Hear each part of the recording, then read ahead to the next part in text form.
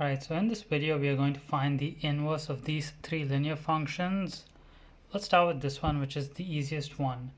Now the first step to find an inverse is you want to replace your f of x and x, and you want to switch them over. I'm going to replace my f of x with x. I'm going to replace my x with y.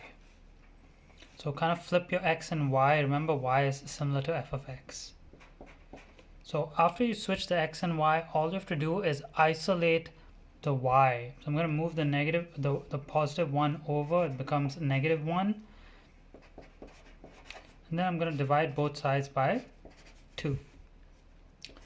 Now in my final step, instead of writing y, I'm going to write f inverse of x, and that's how you find the inverse of a function. Let's start with these two examples here, slightly harder with fractions, but same idea. I'm going to flip my x and my y. So x equals 1 over 3 y minus 5. I'm going to isolate my y, so I'll move the negative 5 over. X plus 5 equals 1 over 3 y. Then final step, I want to get rid of this 3 in the denominator. I'm going to multiply it on the top of the other side. I'm going to cross multiply it. So that's 3x plus 15 equals 1 times y is just y. So instead of writing y, I'm just going to replace it with f inverse of x.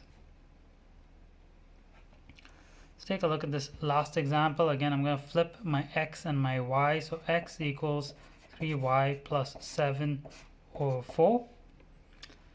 This one I got to start by multiplying the 4 over. So 4x equals 3y plus 7.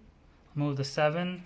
So 4x minus 7 equals to 3y. And then I'll divide both sides by 3y. Just by 3. So 4x minus 7 over 3 equals, and instead of writing y, I'll just write f inverse of